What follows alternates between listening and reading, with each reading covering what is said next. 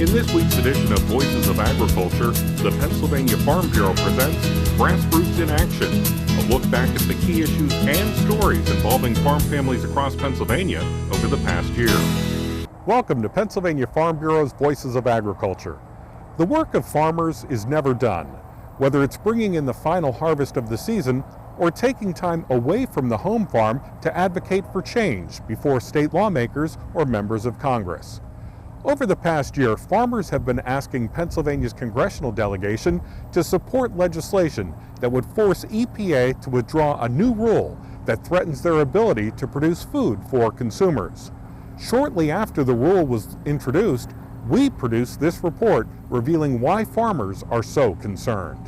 Farmers across Pennsylvania and the nation are deeply concerned about a new proposal from EPA and the Army Corps of Engineers that would significantly expand the regulation of farmland under what the agencies call waters of the United States. What concerns us is the proposed redefinition of waters of the United States. Clearly, the Federal Clean Water Act of 1972 spelled out what the definitions are of waters of the United States, and we're concerned about any effort to redefine those waters. That's Carissa Itle-Westrick, a sixth-generation dairy farmer from Cambria County, who, like many involved in agriculture, is apprehensive about a proposal by the Environmental Protection Agency and the Army Corps of Engineers that would give both agencies oversight over nearly every drop of water in the country. That's disconcerting for farmers who already comply with state and local regulations governing clean water. Keep in mind that farmers are already covered under a wide variety of state regulations, and it's in our best interest as farmers to protect our water and natural resources. So with that framework already in place, it would be redundant to then create additional federal regulations for us to have to comply with as well. If the proposed rule becomes the law of the land, much of the activity that occurs on farms, such as treating crops or installing fences, could face the need for a permit from the federal government. That layer of uncertainty could deter a number of young people from getting into agriculture, according to Tommy Nagle, who is a first-generation farmer from Cambria County.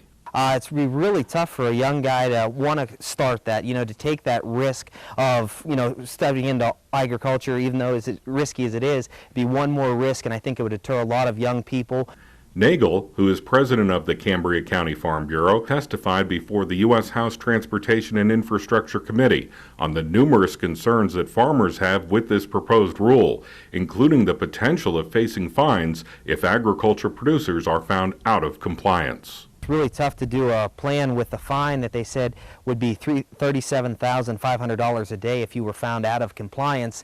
There's not a whole lot of farm budgets that would last very many days with those type of fines. Congressman Bill Shuster, who chairs the House committee, said he and other members of Congress have significant reservations over this rule and how it will apply to what property owners can do with their land. They want to have jurisdiction over all land, wet or dry, and this is a way for them to get at it.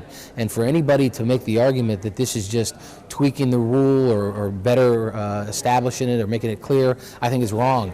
This rule will have to a massive expansion of the EPA and the Corps on what we can do on our land as landowners. Again, we all want to make sure we protect the water, protect our environment, but to go in there and stop development, stop agriculture, or make it cost so much to do is the wrong way to go about it. Shuster says if the rule is mandated, it will have an impact on every American, not just those in production agriculture. The American public needs to understand that if this rule goes forward, it's going to be broadened, and all water sources are going to be regulated and more by the EPA and the Corps of Engineers, which will cost agriculture more money to produce food, energy is going to cost more money, and construction is going to cost more money, which means the American people are going to pay for this. Above all, farmers say this additional rule is simply adding another layer of bureaucracy, and they are already taking steps to protect natural resources on their farms. As farmers, it's in our best interest to protect our natural resources. I'm part of the sixth generation of my family farm, and I want to take care of our land and water resources so that my children can have the opportunity to be a part of that farm also. I don't need some kind of additional federal oversight to make me take those steps that we're already taking. Farmers are calling on EPA and the Army Corps to withdraw the proposed rule.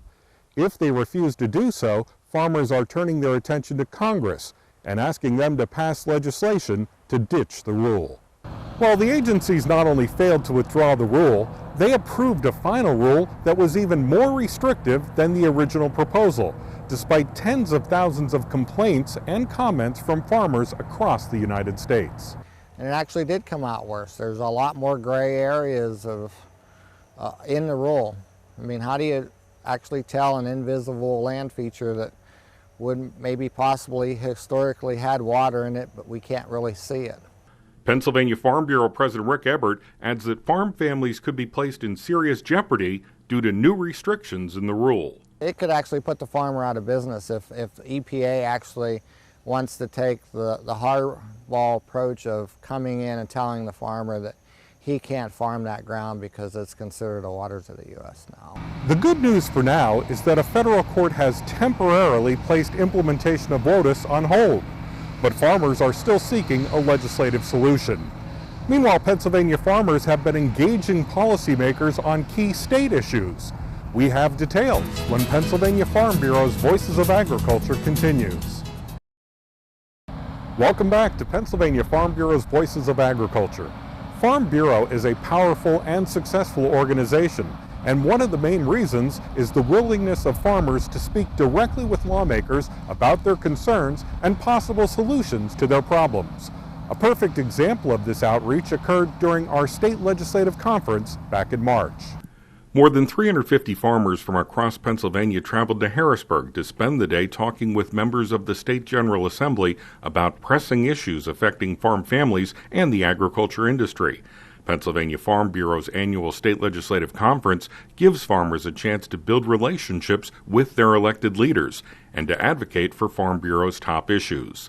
Pennsylvania Farm Bureau President Rick Ebert encouraged farmers to talk with lawmakers about how the decisions they make in the capital city impact their constituents back home. This is one of the basic core functions of Pennsylvania Farm Bureau: meeting, getting to know your legislator, and bringing the issues that are near and dear to the hearts of the farmers to their legislator and talking about legislation and the issues before them. Two of the main issues that farmers discussed with lawmakers were the need to address the state's growing pension crisis and the need to reform property taxes. Both issues go hand in hand because as school districts are paying more for employee pensions, they are raising property taxes to make up the shortfall. Farmers, who are often the largest landowners in rural school districts, are feeling the effects through higher tax bills. Farmers urge lawmakers to address the issue this year and not let it drag on any longer. Those taxes are what funds the school districts. And you have your school district tax, and when the school district sees the need to fill that funding, the easiest place or the only place they have to go is the land taxes. Todd Shearer, who is president of the Mercer County Farm Bureau, says when Farm Bureau members meet with lawmakers, they are advocating for the greater good of agriculture, not just their individual businesses. Shearer believes that is what makes Farm Bureau so effective. It's not necessarily just about them, and about our issues. It's about our industry, but also it's about all the consumer out there.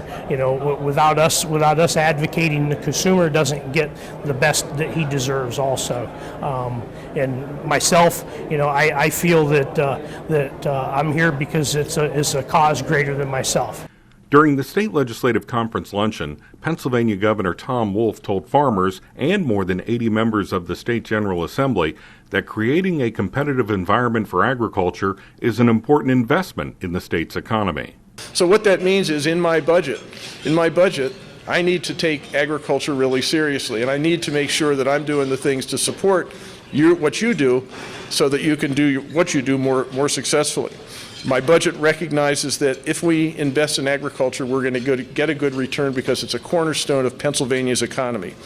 Overall, Shearer says Pennsylvania Farm Bureau's state legislative conference shows the commitment that farm families have to standing up for the industry and speaking out on the issues that matter the most to them. Farm Bureau is a very strong organization, one of the strongest in the United States, actually, and we do carry clout when we come here. I know that for a fact. Legislators look to us for information, and most of the time when we ask for something, it's meaningful. Another meaningful Farm Bureau endeavor is providing opportunities for young farmers to get involved in the organization and to tap into their enthusiasm for producing food. 175 young farmers from across Pennsylvania took time away from their farms to learn more about Farm Bureau and how to grow public support for agriculture. The farmers gathered near Hershey to attend Pennsylvania Farm Bureau's Young Farmer and Rancher Leadership Conference. The seminars and speakers focused on developing talents that will help farmers improve their businesses and career opportunities. Washington County farmer David Bentrem, who chairs the state YF&R committee, says the Young Farmer program is committed to developing the next generation of agriculture leaders to speak on behalf of farm families and the food industry. It enables them to network, and it enables them to also realize that your neighbor down the road or your neighbor across the state or even across the country are having the same issues. And it's amazing, and I find it fantastic that you're able to talk to each and every person here because you all have something in common. It's all the passion to farm, all the passion to make food, all the passion to make it better for everybody. Taking time away from the farm is not easy, but Jodi, a young farmer from Bradford County, says attending a leadership conference brings a renewed spirit back to the farm. I always feel like it's more work to leave than to be there, but I feel it's important to take a step back, gain new ideas, get outside the box. It's always good just to leave, just to take a step back, because then you come back, you have a breath of fresh air, and you can push forward. Throughout the conference, young farmers heard messages about the importance of engaging consumers, especially through social media. They also had the opportunity to learn from two farm families heavily involved in social media. Andy and Casey Clay of Missouri and the Peterson farm brothers from Kansas showed the group how they use parody videos and a presence on Facebook to generate positive images of agriculture. Bentrem says those messages resonated with young farmers. It's really helped young farmers and ranchers see how well, social media can help explain to people what farming is about and that we have nothing to hide. Greg Peterson, along with his brothers Nathan and Kendall, have starred in numerous parody videos that have garnered millions of views on YouTube. When he talks to farmers across the country, Greg says he emphasizes that everyone involved in agriculture needs to be part of the conversation. We don't think that, only a few of us in agriculture should be out, telling our story, telling our side of what we're doing. We think that everyone involved in agriculture should be doing the same kind of thing, and it's that whole movement of the whole ag community that's going to make a big difference. While social media is a great tool to inform others about agriculture, farmers also believe it's important to participate in face-to-face conversations on the farm. We'll check in on some farm tour visits when Pennsylvania Farm Bureau's Voices of Agriculture continues. Welcome back to Pennsylvania Farm Bureau's Voices of Agriculture. Elected officials have many options to learn about issues impacting agriculture, but farmers believe a trip to an actual farm can trigger a deeper understanding of an issue and reveal the urgent need to resolve a problem. With that in mind, many county farm bureaus across Pennsylvania invited lawmakers onto their farms over the summer. During the traditional August congressional recess, county farm bureaus took the opportunity to invite federal, state, and local lawmakers onto their farms to talk about the many issues impacting agriculture. The legislative farm tours provide farm families the opportunity to shed light on their concerns, ranging from the uncertainty surrounding a recent regulatory expansion of the Clean Water Act to the need for state lawmakers to address pension and property tax reform. For Steve Hershey, president of the Lancaster County Farm Bureau, having lawmakers visit his farm was a chance to discuss Pennsylvania's response to the threat of avian influenza. Hershey says avian influenza is a significant concern and that an outbreak would be financially devastating for him, as he is preparing to begin filling his new barn with egg-laying hens. We're just building a new building, a 10-year mortgage. If we would lose these birds to avian influenza because of the cycle and time it takes to grow pullets, we could be sitting empty 3/4 of a year. So you just look financially where that puts you, no income to make that mortgage payment. During the tour, Hershey and other participants discuss efforts in Pennsylvania to prevent avian influenza from negatively impacting farms and related businesses.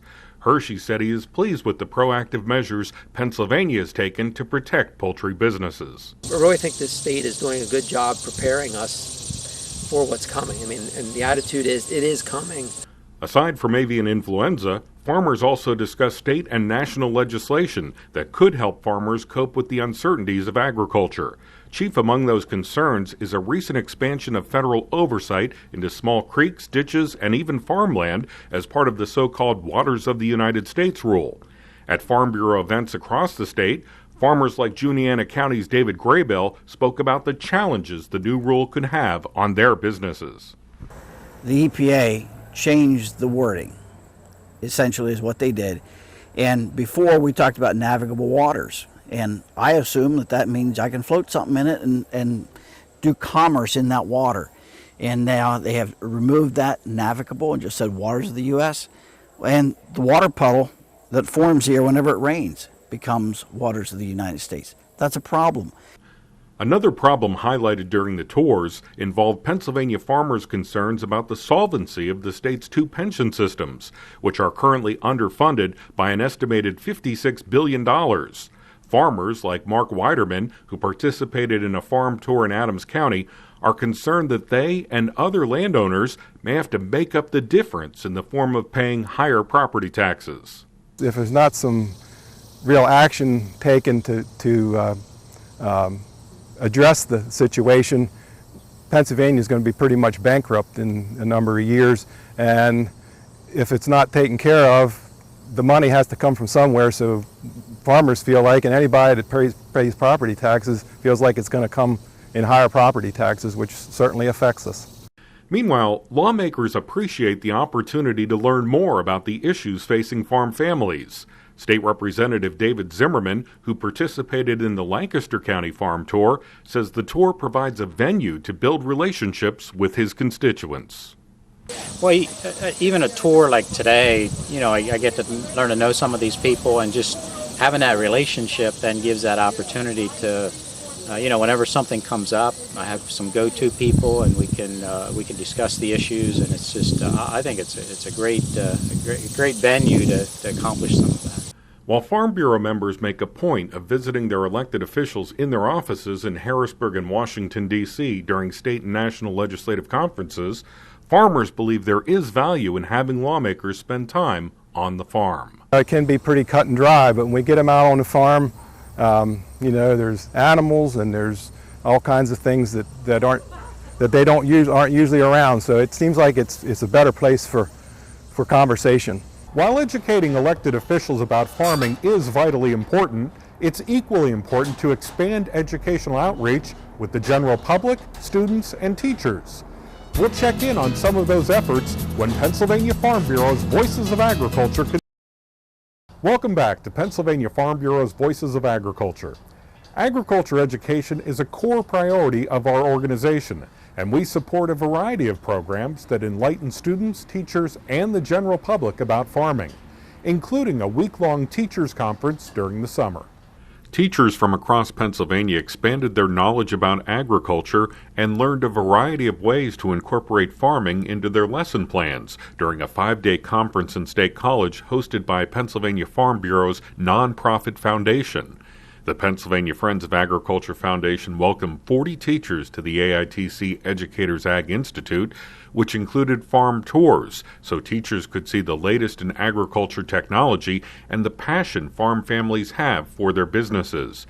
Educators also spent time in the classroom, where they experienced lessons that use agriculture as the foundation for learning.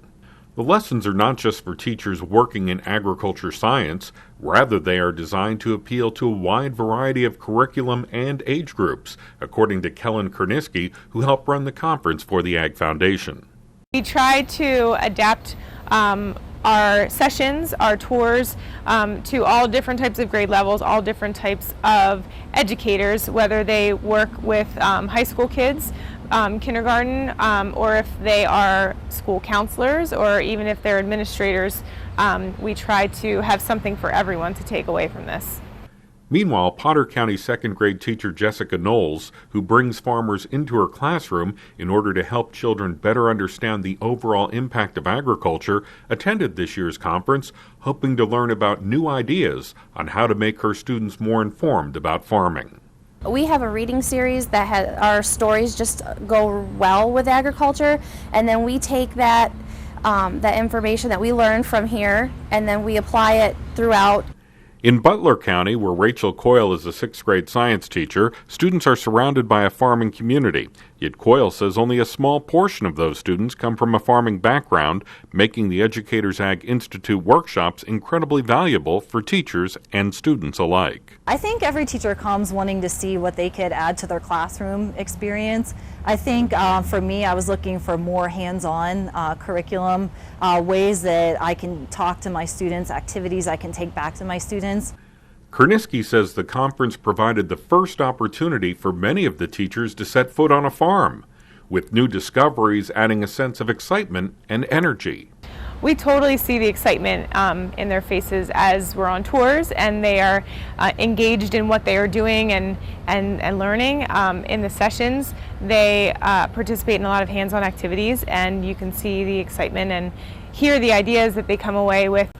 While the Ag Institute packs a lot of information into a short amount of time, it gives educators concrete ideas for hands-on learning, which they can pass on to their students.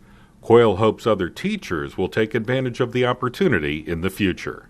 Meanwhile, Pennsylvania Farm Bureau has created a new education program targeting young students from Philadelphia and other urban areas. As Program Director Tanya Weibel explains, the new Ag on the Go program fills a void by reaching students at schools that are unable to accommodate our large mobile ag ed science labs. We started the Ag Lab program to try to take agriculture education to elementary middle school students in Pennsylvania. We have now been in schools across the state of Pennsylvania with our program, reaching over 700,000 students. But we found we were not reaching those kids in the inner city areas, the ones that are really disconnected from agriculture. So we've started our Ag on the Go program, where in places we cannot get a lab to come in, we can bring this to take the lessons into the classrooms for the students. This vehicle is going to go to places just like you see here. We are going into the inner cities of Philadelphia, Harrisburg, York, and Pittsburgh to start for our very first year. Into those areas where they're very disconnected from agriculture. They don't have access to farms where they can go out and visit them and see where their food comes from. We're going to bring those lessons into those schools, into those classrooms, and bring the hands-on science lessons that our Ag Lab program is known for to those students we've not yet been able to reach. Today we're going to be working with students doing our Meet Mr. Bean lesson, the renewable resource. And this lesson introduces students to the soybean and the many properties that it has through crayons, a medium that they're very familiar with.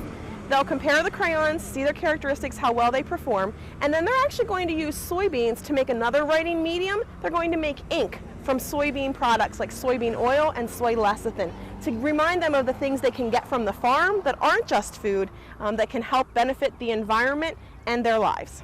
Our hope with all of our lessons and every visit when we go into a school is, one, that they know what agriculture is, that it's farming, and the importance of agriculture to their daily lives. We don't expect that they're going to become farmers, but it is important that as the future consumers, the future voters, the future legislators, that they understand the importance of agriculture, how it impacts every aspect of our lives, from our food, our clothing, our shelter, to our entertainment, and the important role that it plays in our lives. So we want them to make that connection, to know what it is, and to leave thinking about all the ways that agriculture impacts them, not only today, but tomorrow, next week, next year, and in the future.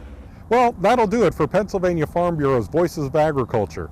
On behalf of the more than 60,000 farm and rural families across Pennsylvania, I'm Mark O'Neill. Thanks for joining us.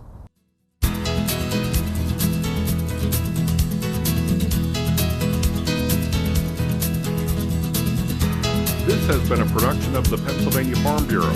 For more information, visit our website at pfb.com.